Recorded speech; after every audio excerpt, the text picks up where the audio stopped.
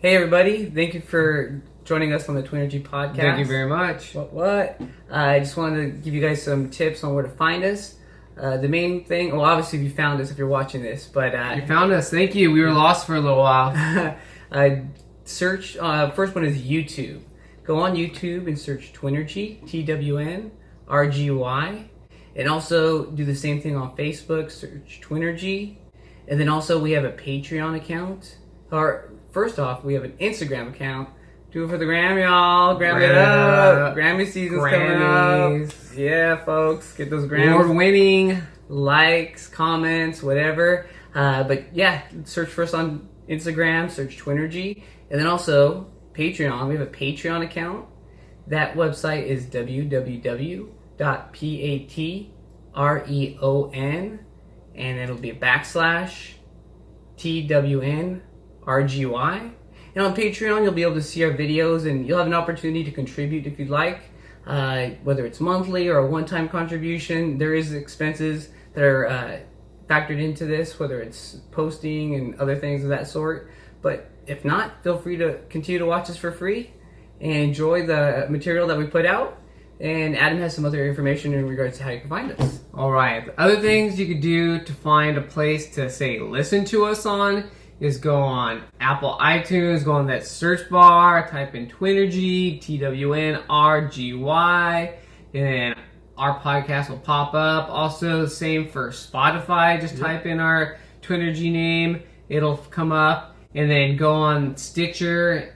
It'll come up and you'll find us, and you could download an app for Stitcher and Spotify on your phone. This way it makes it easy. You get there, you're on the go. Yeah, if you have Apple, it's already on the phone, I believe. Yeah, you already have the Apple iTunes app on there. So yeah, Apple, Android, whatever you have, what your affiliation, just whatever site you find yourself on. Download Stitcher or Spotify app. Type in TWNRGY and you'll find us. And once you do find us on YouTube, if you could subscribe, that'd be amazing. It's just as good as contributing financially sometimes. You can subscribe on iTunes as well. Subscribe on iTunes. Don't forget that. Leave comments, leave suggestions. We're open for it. Open, ready for any suggestions and comments that you may have. Just let us know. We'll continue to bring information about health and wellness. And just want to say thanks again for listening to us. I'm Aaron. And I'm Adam Fernandez. With the TWNRGY Podcast. Love you guys. Take care. Take care. Love you. I was supposed to say this about the shirt too. Go ahead. What up, everybody? This is TWNRGY Podcast. Woo! Today, we're going to be talking about... Actually, before I go too far in depth, I'm Adam. I'm Aaron. Just give it a couple steps over here. No steps, but an introduction. It's kind of going, but... Yeah, today we're going to talk about how coffee and caffeine and energy drinks affect us all. Affect us more as in one, give you a tummy ache sometimes, no bueno. Yeah. As well as your energy levels are just like through the roof. Anxiety, jittery, woo, just head all over the place. But it's just many people Many people we all know drink coffee or energy drinks, or those 5-hour energy shots. On the go. Some form of caffeine, whatever it may be, on a regular basis, and sometimes even on a daily basis. I try not to do that very often. Kind of keep my coffee intake every so often, which maybe once a month, if that, lately. Or just, if I'm at somebody's house and they happen to have it, I just haven't bought it in a while. Or... don't drink energy drinks. Drink tea. Yeah, I just like keep it to every once in a while, like somewhere that's really good. If I'm like out and about, like, oh, this is the spot to go to for coffee. All right, got me. I'll try it out. That's about it. Yeah. In fact, 90% of Americans consume caffeine daily, whether that's 90%, whether that's coffee, tea, like I said, energy drinks, there's little energy shots. Dark chocolate, that has caffeine in it. Yeah, even like there's like energy pills that you could take that are just like pumped full of caffeine, so I guess that could be like another form of caffeine. So it's just, just kind of know that it's out there. A lot of people are doing it. You're not the only person. And so, so when I was driving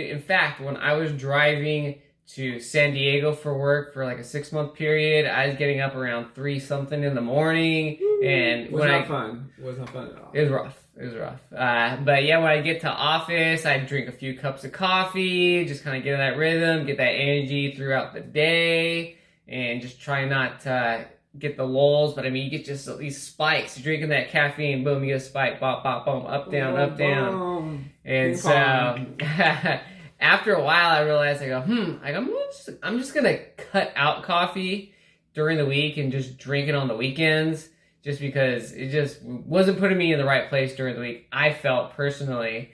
And then one thing I noticed was the first 2 weeks of not drinking coffee during the week, I got headaches. Same here. I followed the same protocol. Headaches galore. Yeah, 'cause mainly it's your body going through withdrawals of not having the caffeine on a daily basis. Oh, I expected it's 5 o'clock in the morning. Need to have this coffee, and you're not giving it to it. So it's just, I figured it was short term, and as I noticed, it was, because it only lasted about 2 weeks. And then after that, nothing but pleasure. My body's making its own energy after that. Yeah, so adrenal glands producing it. Don't need a supplement with coffee or tea or pills or anything. So yeah, I was good. But the FDA recommends that people on a daily basis have no more than 600 milligrams of coffee, of caffeine, or you equate that to coffee. They suggest you don't have more than 32 or 36 ounces of coffee on a daily basis. So if you consume more than 36 ounces or 600 milligrams, or you're right on that borderline, maybe you should think about consuming a little bit less. You don't have to cut it all out the way that I did, but just kind of knock it down a little bit, just so you're not affecting your body as much. Yeah, chances are a lot of people are definitely going overboard on those, of that 36 ounces. They have that, I think, at Starbucks at Trenta. Yeah, you're probably getting pronounce it. I don't know if it's 30 ounces. Yeah, but people will probably have like at least 1 to 2. Obviously 1 if you're buying the whole thing, but 2 if you're going overboard. Man, you're just freaking just loading yourself up. It's insane. And then the average coffee cup, I would imagine, is about 12 ounces. So you have 3 of these, and then you're good. But as people drink large quantities of caffeine, their bodies get used to that supplemental energy with the caffeine, and your body stops producing adenosine triphosphate, also known as ATP. ATP is your body's natural energy source that it kind of relies on to have like an even keel energy throughout the day. But when you start drinking the coffees and energy drinks, energy shots, caffeine pills, your body kind of decreases and stops making its own energy, because it's like, okay, I'm getting all this energy, I don't need to produce my own, I'm good, I'm going to shut that off. And so kind of maybe that's how, once I stopped drinking coffee, that I kind of had got my natural energy levels back, and just kind of had the rhythm throughout the day pretty solid with my energy, as long as get it on, man. Get it on, man. Middle of the night. So, but yeah, so don't drink too much coffee. Get those ATP levels up. And I know coffee is delicious. I love a good cup of coffee, but just be responsible with amount of coffee that you intake on a daily basis or on a weekly basis, whatever it may be. Just be mindful of that. Yeah. So, very mindful. It's a lot of stuff, a lot of supplemental energy, and your body is not producing it. So when you, like I said, if you get out of it, only bad things happen. Real quick story from me. I was going to pass it on to Aaron, so it's official. Bam, Pass it on to Aaron. Stole his thunder. But just one kind of negative story. I like coffee's good. Like, the way it tastes is amazing if you have a good roast. I don't like putting all those creamers, no friggin' peppermint. Have it straight black. Yeah, straight black, baby. For the fact that you get the flavors that they roast. When they, like, the true intention of the roaster, you see those flavors, those whatever they're putting in. I don't know. Either way, I like the way it is natural, because when you throw in all those different, like, hazelnut, pumpkin spice, it just dilutes the flavor. But long story short, coffee can be good tasting. But when Adam and I were doing it on the weekends, we'd have, like, work out, eat breakfast, have about a cup and a half of coffee, and then I would just go through the roof, kind of like Adam was saying, your energy levels just skyrocket. Or anxiety. Well, that's what I was alluding to. Like, man, like I don't get anxiety. Anxiety is horrible, but drinking a lot of caffeine intensifies it. I just my eyes are all just freaking dilated. I'm just bouncing off the walls internally because I'm walking around normal, but inside my head it's just like boom, boom, boom, anxiety. What's going on? What's that? What's this? What's that?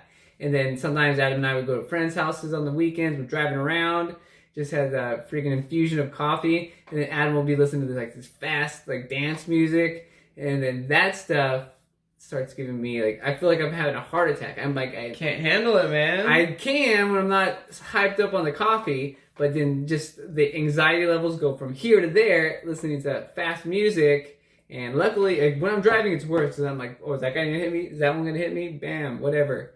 Long story short, if you don't have anxiety and you don't like anxiety, then limit your caffeine intake, because caffeine, at least for me and this dude as well, it increases your anxiety. But even when I buy coffee, you go, oh, make sure you get the dark roast. Dark roast, man. Those are the ones. Generally, the darker roasts are going to have higher concentrations of caffeine. Yeah. The medium to light roast is going to be a little bit lighter. And I would try to get that, but get dark one. I like the flavor. I told you. I like it. Just when it's black, I like the flavor. Don't like all those stuff, all those other additives that you put in it. But when I do have it, I like the dark roast. All right, well, I'm gonna jump on to my section. Woo! Hey, everybody. Now I just want to kind of cover some ways to basically prolong and sustain your energy if you decide to reduce the caffeine that you take, or better yet, eliminate caffeine altogether. It'll definitely help you in the long run. But first thing I would like to suggest, which is not just beneficial to your energy, but is beneficial to so many other facets of your health and well-being, but it's to clean up your diet. Yep, that helps. Bam! Clean it up, y'all. Just whether it's fats, it's fast food, this, that, and the other, sugars. So two big things I want to say that directly affect your energy levels to mitigate significantly or try to eliminate if possible, but is sugar, as well as just kind of just pointless carbs, whether it's buns on a hamburger, tortilla chips, Cheetos, Flamin' Hot, spicy ones, whatever it may be. Just kind of try to eliminate those, because what's happening, just think about it. You see kids, or when you were a kid, when you had a whole bag of Skittles or a freaking Snickers bar. Skittles are pretty good. I love those Skittles. Yes, y'all. Get those Skittles. None of those other flavors, just the plain ones. But if you eat a whole bag, you're bouncing off the walls. You're just you get that sugar rush, those peaks and valleys, kind of like if you had a cup of coffee. So you have that you have that candy, those cookies, whatever. Bam, your energy levels are up here, then spiking up, and then it's very abrupt crash, big time. So try to clean that up, and I'll say what you can do in lieu of that is just have healthier, more sustainable foods in your diet, whether it's avocados, it's incorporating coconut oil into your diet, whether you're cooking with it or however you want to incorporate it. Put it on your ashy elbows. Yeah, I don't that know, helps. They're not that ashy, but just throw a little coconut oil over here. Like I said, coconut oil, avocados, maybe some protein with the eggs, and then also some fiber and protein with beans, legumes for those who want to get all technical. But just incorporating those types of foods help to sustain your energy levels. You're not going to have these peaks and valleys that you would if you're having, whether you're having that Starbucks and not just the coffee, but then you have that sugar, because a frappuccino, caramel frappuccino.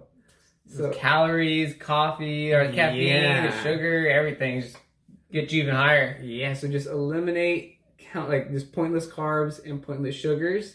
And it doesn't just help your energy level; it'll help your waistline get away slim for the summer. Got summertime. Woo! Sun's out, guns out, and it'll help your body, and it'll help you be less likely to have diabetes, have fatty liver, blah blah blah. But let's bring it back to energy. Eliminate those items from your diet, and your energy will be a lot better. One other facet to cleaning out your diet, or cleaning up your diet, would be to decrease the amount of food that you have in your sitting, when you're eating breakfast, lunch, dinner, whatever meal it is, because nowadays a lot of Americans just have these huge meals, like Make your body's digesting it. You stress down a lot of other things. You get sleepy. yeah. So like what's happening? Like you go out and you get like the super size, you get this huge extra value meal, and then you get comatose. And typically, a lot of times, it usually only happens like once or twice a year. Christmas meal, Thanksgiving you have the turkey, mashed potatoes, cranberries.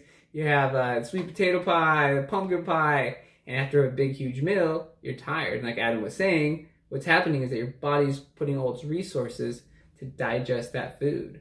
So I know so many people nowadays, whether it's a big dinner they just had, like, oh man. Or some have a food coma because you're just so tired and worn out from eating that food. Now you got to sit there and process it all. I've experienced it. It's not fun. I like to lead a active life. Oh, you can eat sushi back in the day. Woo, man.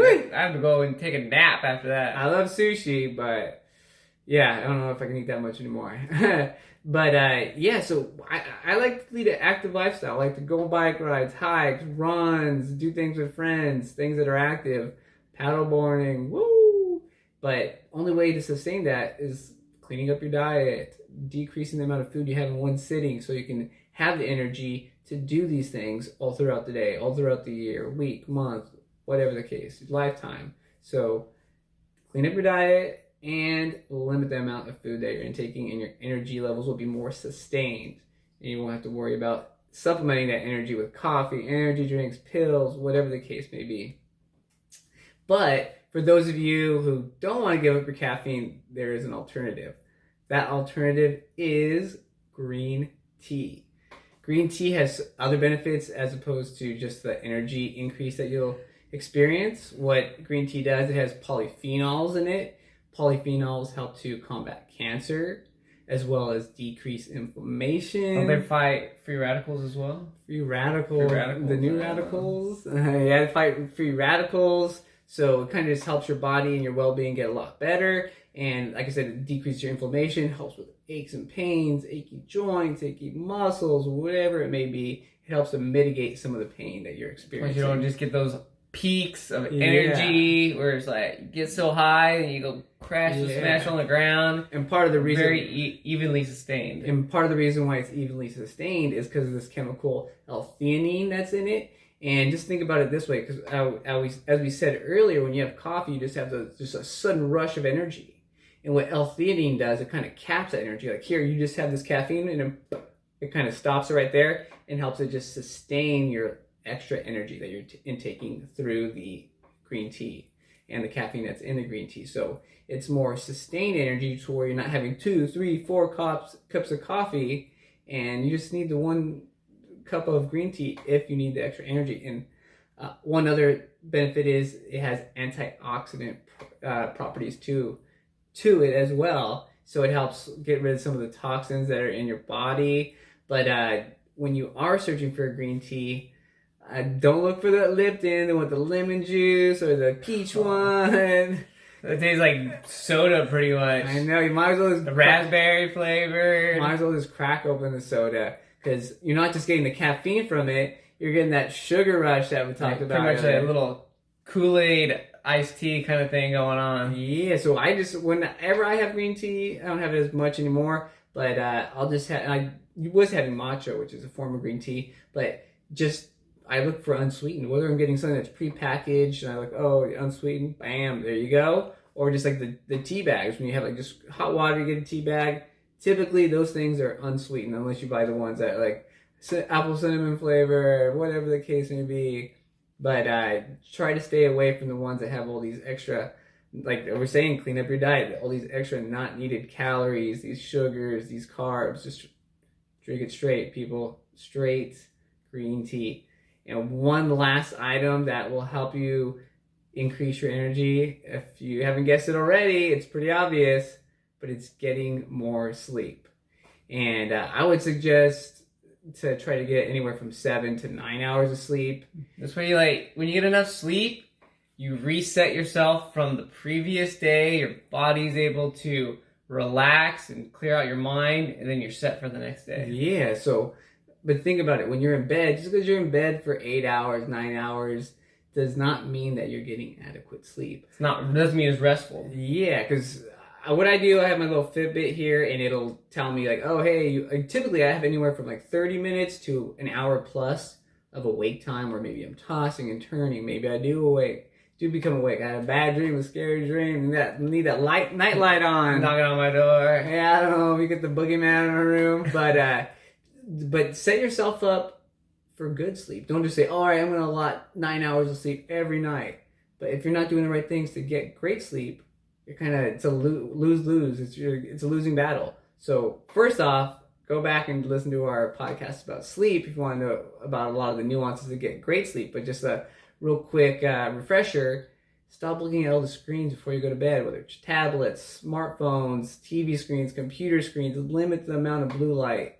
And if you have to look at them or choose to look at them, wear amber-colored glasses so you don't get as much blue light in. Your brain creates the melatonin that you need to be able to have great sleep and fall asleep quickly. And there you go. 2 other things. One would be don't work out too close to going to bed. Like maybe limit like at least 3 hours before going to bed is when you cap the end of your workout. Because what happens is your heart rate gets elevated and it disrupts your sleep. You aren't able to fall asleep right away, so on and so forth. And the last one would be to let me think. So the blue light glasses, the Not working out too not late. working out, and forgot the last one. But either way, just try your best to get the best sleep possible. And when you increase your sleep, and like maybe get a smartwatch, be able to monitor like, oh man, I am. Or you can like videotape yourself sleeping at night. Okay, That's so okay, creepy. taking notes. Okay, so I tossed and turned. All right, flip, then flip back over. Yeah, so do what you can to increase your sleep. This way, you have more energy, and you, like Adam was saying, you get the REM sleep, you get the deep sleep. It's repairing your body, it's repairing your brain. And this way, next day you can power through it and have a good time. Enjoy yourself. Be active, and don't have to worry about waking up and having that cup of coffee to get that quick early pick me up. But either way, take these to heart if you want to get more energy, sleep-wise, diet-wise, whatever it may be. All right. And real quick, thank you, Elliot, for the shirt. It's amazing. TWNRGY, get after it, y'all. So, yeah, this kind of wraps up our podcast on coffee and energy drinks and how they affect us. So, yeah, just be mindful of what you consume, if anything in general, whether it's coffee, food, whatever you're putting in your body. Just be mindful of what you're putting inside and how it affects you in the short term and in the long term. But, yeah, this has been the TWNRGY Podcast. I'm Adam. I'm Aaron, y'all. Love y'all. Get after it. Love you. Take care.